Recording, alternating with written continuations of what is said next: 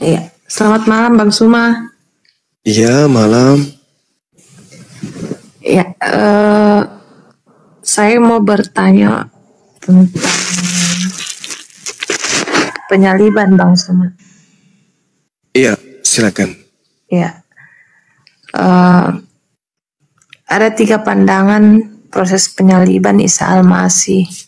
Kalau dalam keyakinan saudara-saudara Yahudi, penyaliban Isa Al-Masih itu dilihat salah satu tindakan yang dilakukan karena Isa Al-Masih dilihat sebagai pembawa keonaran pada saat itu dalam konteksnya, karena mereka melihat bahwa Isa Al-Masih datang untuk memberitakan hal-hal yang menentang keagamaan orang-orang Yahudi pada saat itu, sehingga mereka berusaha untuk menyalibkan. Itu yang saya tahu. Terus kalau dalam keyakinan saudara-saudara Kristen, penyaliban Isa Al-Masih itu adalah bagian karya penyelamatan Allah, penebusan dosa. Dan kalau dalam keagamaan Muslim, mudah-mudahan saya tidak salah, penyaliban Isa Al-Masih itu adalah salah satu bentuk Allah mengasihi Isa sendiri, sehingga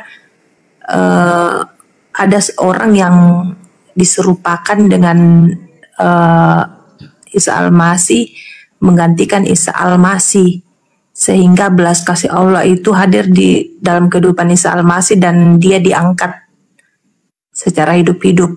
Jadi penyaliban yang terjadi itu dalam konsep Islam adalah orang yang diserupakan, kurang lebih seperti itu. Nah, pertanyaannya ialah, dari ketiga pandangan agama ini tentang penyaliban, Bang Suma, mereka memiliki ayat atau dalil yang menguatkan bahwa ajaran mereka itu benar.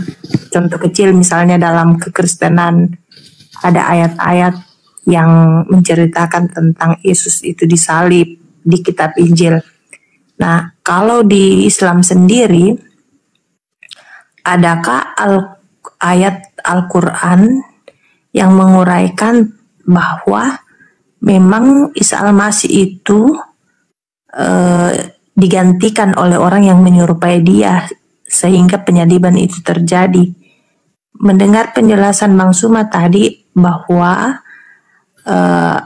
apa bedanya Al-Quran dengan hadis, dari pertanyaan saudara yang saya lupa namanya tadi yang turun itu, bahwa hadis itu memperlengkapi Al-Quran, menjelaskan Al-Quran seperti itu. Walaupun kedudukannya ya Al-Quran lebih di atas, tetapi hadis itu memperkuat apa yang ada dalam Al-Quran. Nah, itu pertanyaan saya, Bang Suma, adakah juga dalilnya atau apalah yang memang betul-betul mengatakan bahwa ada yang menggantikan Isa Al-Masih, orang yang menyerupai, jadi orang yang diserupakan dengan Isa Al-Masih sehingga dia disalibkan? Itu Bang Suma. Oke, baik.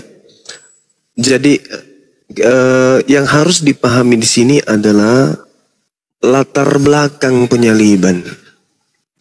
Jadi penyaliban itu bukan sesuatu yang diatur oleh Allah dan juga bukan sesuatu yang dipersiapkan oleh Allah. Enggak. Itu disebabkan karena adanya makar. Makar yang dilakukan kemudian oleh orang kafir, orang-orang Yahudi yang ingkar kepada Nabi Isa alaihissalam. Nah, kalau di dalam Al-Quran, orang yang disalib itu adalah orang yang memerangi Allah, orang yang memerangi Nabi Musa, ajaran Nabi Musa, orang yang memerangi kemudian ajaran Nabi Isa, ajaran Yesus dalam hal ini. Al-Quran surah Al-Ma'idah ayat 33. A'udzubillahi minasyaitonirrajim. Innama jazaa'ul ladina yuharibuna Allah wa rasulah wa yas'auna fil ard fasadan aw yuqattalu aw yusallabu. Hukuman bagi orang-orang yang memerangi Allah dan yang memerangi Rasulnya dan membuat kerusakan di bumi hanyalah dibunuh dan disalib. Nah, kemudian Nabi Isa tidak memerangi Allah. Nabi Isa juga tidak memerangi para rasul. Dalam hal ini Nabi Musa, Abraham, Daud, Salomo dan seterusnya. Itu tidak diperangi oleh Nabi Isa. Keadaan yang ada ketika Nabi Isa tidak memerangi Allah, tidak kemudian membenci ajaran pada para rasul, lalu kemudian orang-orang Yahudi mencoba untuk menyalibnya. Kategori salib yang diperuntukkan untuk yang memerangi Allah dan memerangi Rasulnya tidak terpenuhi oleh Nabi Isa alaihissalam, maka Allah menggagalkan upaya itu. Itu dulu, latar belakangnya dulu yang harus dipahami. Bahwasanya yang disalib adalah orang yang memerangi Allah, orang yang membenci Allah, orang yang memusuhi ajaran Allah, memusuhi Rasul Allah, utusan Allah. Nabi Isa tidak membenci, tidak memerangi, tidak membuat kerusakan. Nabi Isa tidak memusuhi para rasul. Nabi Isa adalah orang yang taat. Dia adalah orang yang bertakwa kepada Tuhan. Dan justru dia datang kemudian melarang orang-orang Yahudi untuk menanggalkan ajaran Tuhan yang datang kepada Nabi Musa. Jadi Nabi Isa memenuhi syarat enggak untuk disalib? Kagak. Berarti ketika ada upaya untuk menyalib Nabi Isa, Allah Azza wa Jalla tidak mengizinkan itu terjadi. Tetapi apa yang terjadi kemudian? Nabi Isa tidak disalibkan, tapi orang-orang kafir mengatakan disalibkan. Orang-orang kafir mengatakan disalibkan. Maka apa kata Allah? Wa qaulihim, maka aku hukum juga mereka karena ucapan mereka. Inna qatalnal Masih Isa bin Maryam Rasulullah wa ma qatalu wa ma salabu walakin syubbiha lahum wa innal ladzina ikhtalafu fi la fi syakkim min ma lahum bihi min ilmi illa tibazan wa ma qatalu yaqina. Jadi Al-Quran mengatakan, aku hukum mereka karena ucapan mereka yang berkata, sesungguhnya kami telah membunuh Isa Al-Masih putra Maryam, yang mereka ngejek, yang mereka hinakan dengan menamainya sebagai Rasulullah, padahal mereka tidak beriman kepadanya. Mereka mengatakan telah membunuhnya, padahal mereka tidak membunuhnya dan tidak pula menyalibnya, tetapi diserupakan bagi mereka orang yang dibunuh itu dengan Nabi Isa alaihissalam. Berarti ada penyaliban, ada. Cuman yang disalib ini bukan Nabi Isa, tapi orang yang diserupakan dengan Nabi Isa. Itu. Jadi penyaliban itu ada. Nah, muncul Kristen kemudian setelah penyaliban, jauh setelah penyaliban, Kristen muncul dengan mengangkat sebuah konsep bahwa kematian Yesus itu untuk dosa-dosa Kristen. Itu konsep yang dibuat-buat belakangan. Tidak ada narasi di dalam Al-Quran ataupun di kitabnya orang Yahudi. Bahkan kalau kita melihat dalam Ulangan 21 nomor 22-23, apabila engkau menghukum orang yang melakukan dosa yang sepadan dengan hukuman mati, lalu engkau kemudian hukum dia, jangan kau biarkan mayatnya semalam-malaman di atas tiang. Sebab orang yang dikutuk, orang yang dikutuk oleh Tuhan tidak boleh menyentuh tanah yang diwariskan kepadamu. Itu jelas itu. Berarti yang disalib ini menurut kitabnya orang Yahudi dan menurut Al-Quran adalah orang yang dikutuk oleh Tuhan.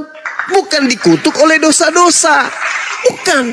Bukan menanggung dosa-dosa, bukan. Tetapi dikutuk karena ulahnya sendiri telah melakukan dosa. Nah, upaya-upaya yang dilakukan kemudian saya sebagai kristologi atau apologetika Islam, bagaimana di dalam Bible? Apa latar belakangnya? Ternyata betul latar belakang keinginan membunuh Isa atau Yesus adalah kecemburuan orang-orang Yahudi terhadap apa yang dicapai oleh Yesus. Itu apa? Membangkitkan, bermujizat, bernubuat, mengusir setan, menyembuhkan orang buta, menyembuhkan orang lumpuh, orang kena penyakit sampar dan seterusnya. Orang kerasukan setan disembuhkan. Membuat kemudian orang Yahudi ini takut. Takut orang Yahudi ini. Ini Yesus kalau dibiarkan bahaya. Dia bisa mempengaruhi orang. Bahkan tertulis dengan jelas di dalam kitab Lukas 23 nomor 2. Di situ mereka mulai menuduh Yesus. Mereka berkata, kami dapati Yesus ini menyesatkan menyesatkan masyarakat. Yesus menghasut orang supaya jangan membayar pajak kepada kaisar. Sebab katanya ia adalah Kristus, seorang raja. Itu kata orang-orang Yahudi. Yesus menghasut orang lain untuk jangan membayar pajak. Nah, kalau sampai orang banyak terhasut untuk tidak membayar pajak, coba Anda baca di dalam Yohanes 11. Apa yang terjadi di sana? Orang Roma akan datang merampas tempat suci kita dan merampas bangsa kita. Kalau banyak orang menjadi pengikut Yesus. Nah, supaya itu tidak terjadi, apa yang harus kita lakukan? Kata imam kepala. Maka imam kepala kemudian bernubuat. Apa katanya? Tahun ini juga aku Kayapas bernubuat bahwa Yesus harus mati demi bangsa ini. Yesus harus mati demi bangsa Israel. Karena kalau Yesus tidak mati, orang Roma akan datang merampas tempat mereka dan merampas bangsa mereka. Itu yang terjadi, yang menjadi latar belakang penyaliban terhadap Yesus. Tak ada unsur dosa, tebus dosa, bla bla bla. Itu tak ada. Tak ada sama sekali. Itu nanti muncul di meja Kristen, di mimbar gereja baru muncul konsep doktrin seperti itu. Kalau di Islam, karena mereka membenci kepada Nabi Isa alaihissalam, mereka kemudian membuat makar. Perjanjian lama jelas, yang disalib adalah orang yang dikutuk. Di Al-Quran juga demikian. Orang yang dikutuk, orang yang dimurkai disebabkan karena mereka membenci Allah dan membenci utusan-utusan Allah. Itu jelas itu. Jadi kalau ada penyaliban, ada disalib. Betul, ada yang disalib. Tetapi bukan Nabi Isa. Karena Nabi Isa tidak memenuhi syarat untuk disalib. Bahkan kalau Anda lihat di dalam Matius 26, Matius 27. Gubernur pada saat itu, Gubernur Pilatus mengatakan, saya tidak menemukan kesalahan sedikit pun terhadap Yesus. Mereka menyerahkan untuk disalibkan. Ngotot mereka karena dengki.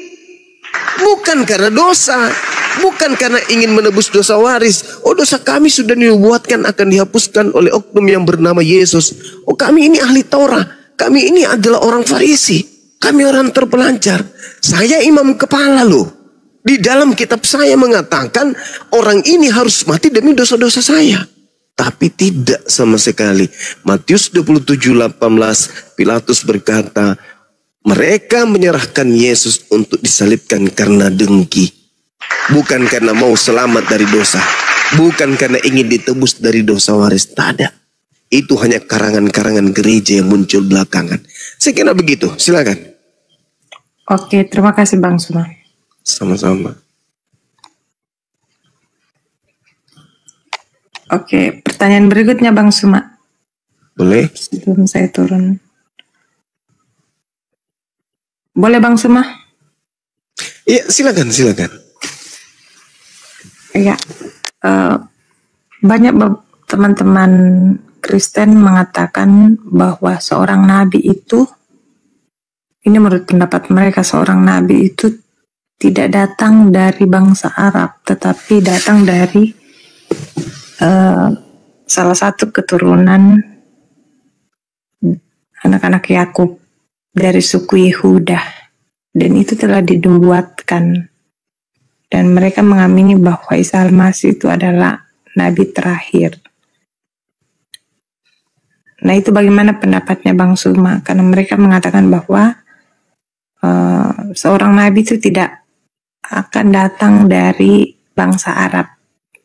Nah, mudah-mudahan saya tidak salah. Rasulullah itu kan dari keturunan Arab, Bang Suma. Yeah. Jadi bagaimana Bang Suma baik. ketika mendengar pendapat saudara-saudara yang Kristen? Iya. Jadi gini, jangankan orang Yahudi berkata demikian, saya pun mengatakan hal yang sama. Bahwa nabi yang diutus kepada Bani Israel itu adalah nabi yang berasal dari kaumnya sendiri. Bahkan saya seringkali mengatakan apa? Perintah Tuhan yang spesial untuk Bani Yakub itu tidak diberikan kepada bangsa lain. Tidak diberikan.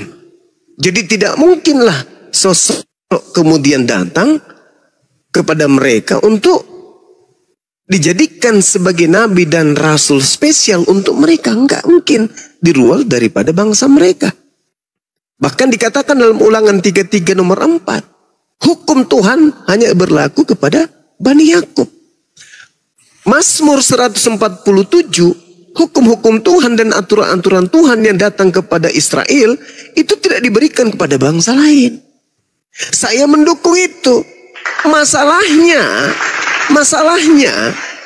mau sampai kapanpun Yahudi, Kristen bersatu untuk menunjukkan ada satu nabi atau ada satu Mesias atau ada satu rasul yang muncul di tengah-tengah mereka yang diutus untuk seluruh dunia, untuk seluruh bangsa, itu tidak akan pernah kita temukan. Wahai saudaraku Yahudi, ya paman, kamu pengikut ajaran Nabi Ibrahim? Ya. Pengikut Nabi Isa? Ya. Yakub? Yes. Musa? Ya. Daud? Ya. Salomo? Ya. Yesaya? Ya. Samuel? Ya. Harun? Ya. Daniel? Ya. Ya. Pertanyaan saya, adakah di antara utusan-utusan Tuhan yang menerima firman itu diutus untuk seluruh manusia? Jawaban mereka apa? Tidak ada. Makanya agama Yahudi itu hanya untuk agama Yahudi, golongan mereka. Bukan agama untuk disiarkan ke seluruh bangsa. Enggak. Bukan itu kemudian. Nah, begitu juga Yesus ketika dia datang. Aku diutus hanya kepada domba yang sesat dari umat Israel. Matius 15 nomor 24. Nah, iblis apakah akan duduk tenang? Oh, tidak. Iblis apakah tahu akan datang sosok nabi sebagai Rasulullah wa khataman nabiyyin? Tahu iblis itu. Lalu iblis ini apakah tidak membuat pasukan, tidak membuat kerajaan, tidak membuat tahta di atas muka bumi ini untuk melawan sang rasul penutup, sang nabi penutup untuk melawannya? Oh, pasti. Iblisnya pasti membuat tahta yang sangat kuat untuk melawan akan datangnya sang penutup para nabi. Maka dibentuklah dinul Kristen. Sederhana untuk memahami itu. Ketika kita tanya, Kristen memiliki konsep 3 dalam 1, 1 dalam 3. Tuhan jadi manusia, manusia jadi Tuhan, dan seterusnya. Konsep ini apakah dihasilkan dari Nabi Yahudi? Tidak. Bahkan sekedar untuk berasal dari Yesus pun kagak. Yesus mengajarkan ibadah minggu? Tidak. Yesus mengajarkan beribadah dan mengibadahi dan mentuhankan dirinya? Tidak. Yesus mengajarkan makan babi? Tidak. Yesus mengajarkan merombah hukum Taurat? Tidak. Yesus mengajarkan merasulkan Paulus? Tidak. Yesus mengajarkan mengkitabkan perjanjian baru? Kagak. Yesus mengajarkan kemudian tidak disunat? Tidak. Lalu dari mana konsep-konsep kaidah kerangka keagamaan Kristen ini berasal? Dari sang dia yang ingin bertahta di atas muka bumi untuk mempersiapkan senjata-senjata pasukan-pasukannya melawan dinul Islam. Kenapa demikian? Karena baginda Rasulullah Muhammad sallallahu alaihi wasallam sudah diterangkan di dalam kitabnya orang Yahudi, Kejadian 49 nomor 10. Tongkat kerajaan tidak akan beranjak dari Yehuda, ataupun lambang pemerintahan dari antara kakinya tidak akan berpindah sampai dia yang datang berhak atasnya, yang kepadanya akan takluk bangsa-bangsa. Siapa itu? Bagaimana mungkin Yahudi bisa menaklukkan bangsa lain, sedangkan ajaran Yahudi bukan diperuntukkan untuk bangsa lain? Yesaya 31 sampai 36. Aku akan mengadakan perjanjian baru dengan Bani Israel dan Bani Yehuda, yaitu aku akan memasukkan hukum Taurat ke dalam batin setiap Bani Israel.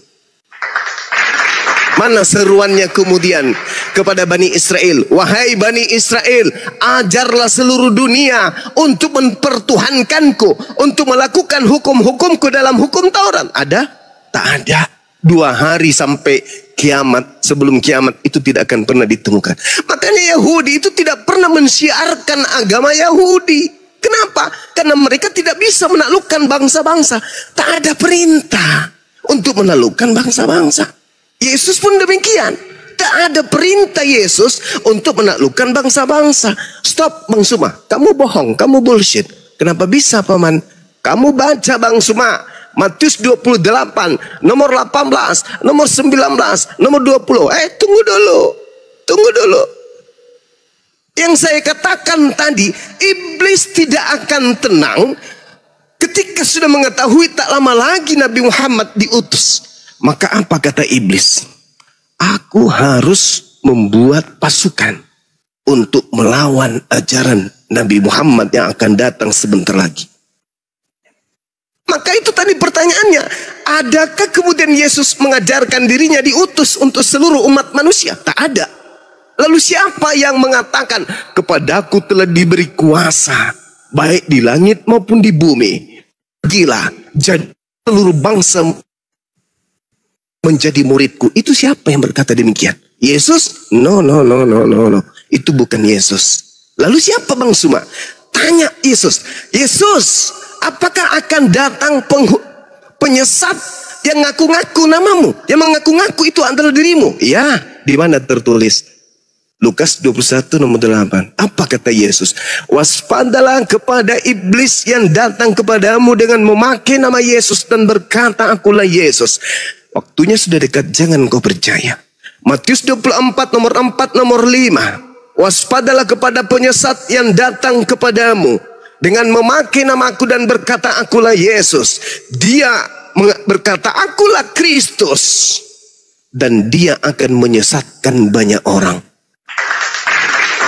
Mana banyak orang yang disesatkan itu? Islam gak mungkin. Nabi Muhammad tidak pernah bertemu dengan oknum yang mengaku, akulah Yesus, wahai Nabi Muhammad. Pergilah ke seluruh bangsa, wahai Nabi Muhammad. Jadikanlah seluruh bangsa menjadi pengikutku, wahai Nabi Muhammad. Tidak pernah ada Kristus atau Yesus datang mengaku demikian kepada Nabi Muhammad.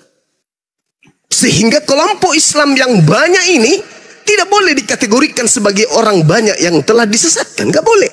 Bagaimana dengan Kristen? Mohon maaf. Ada makhluk yang datang kepada Paulus, akulah Yesus yang kau aniaya. Ada makhluk yang datang kepada Ananias, pergilah, temukanlah Paulus, dia akan menjadi orang pilihanku untuk memberitakan berita yang akan berikan kepadanya. Lalu dia datang pula kepada penulis di kitab di Pulau Wahyu, di Pulau Patmos, di kitab Wahyu. Akulah Yesus, keturunan Daud, tunas Daud, sang bintang timur, gilang gemilang. Pergilah, jadikanlah seluruh bangsa menjadi pengikutku. Akulah Alfa dan Omega. Pertanyaan saya, kalau di Nabi Muhammad tidak ada sosok yang datang mengaku Yesus, sayangnya di Paulus dan penulis-penulis Bible ada sosok datang mengaku menjadi Yesus. Dan orang banyak yang disesatkan itu kebetulan sekali komunitasnya bernama Kristen. Saya mau menolak ini, tapi tidak bisa karena Bible yang menyatakan. Bible yang mengatakan. Saya tidak ingin mengatakan bahwa iblis datang mengaku Yesus itu ada pada saudara saya Kristen. Saya tidak ingin mengatakan itu. Tetapi Al-Quran saya menceritakan tentang tipikal orang-orang kafir. Pas dengan keadaan hari ini. Dan lagi-lagi Bible pun menerangkan ciri-ciri daripada Yesus palsu itu terpenuhi oleh dia yang telah mendirikan agama Kristen. Dan iblis ingin supaya manusia itu tidak punya aturan sama sekali. Apa bukti konkretnya? Ketika Adam dicipta, hanya ada satu perintah dari Allah. Jangan kau makan buah ilmu pengetahuan. Satu perintah ini pun digugurkan oleh iblis. Dengan kata lain, iblis menginginkan kebebasan terhadap manusia agar manusia itu tidak terikat oleh hukum-hukum Tuhan.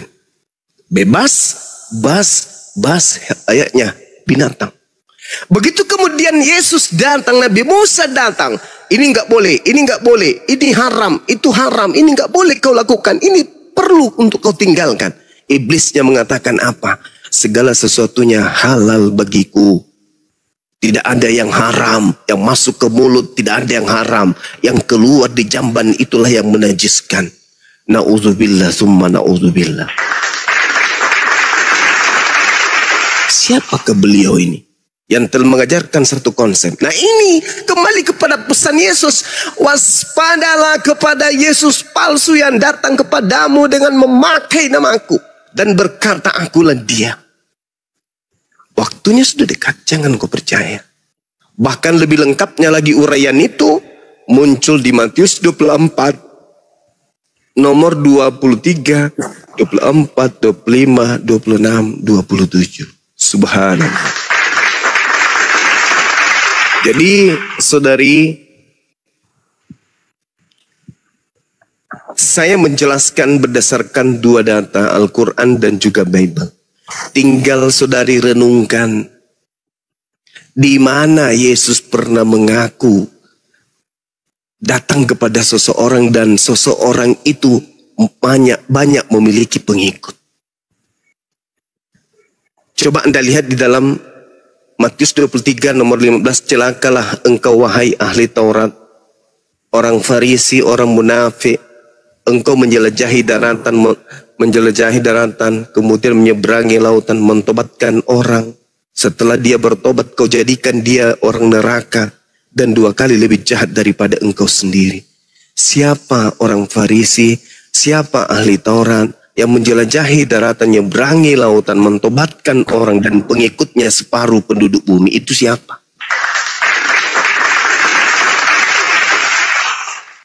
Karena penyesat ini mengaku bertemu Yesus. Jadi apabila ada orang berkata ada Yesus di sini, ada Yesus di sana, jangan kau percaya.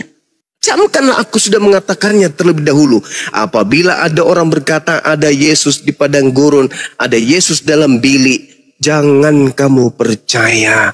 Sebab sama seperti sinar yang bersinar memancar dari timur sampai ke barat, demikian jugalah kelak kedatanganku sebagai anak manusia di akhir zaman. Jadi ketika orang Yahudi menemukan Paulus mengaku bertemu bernama Yesus di padang gurun, orang Yahudi tidak percaya. Ketika Paulus menulis surat kemudian bertemu Yesus dalam bilik penjara, orang Yahudi tidak percaya.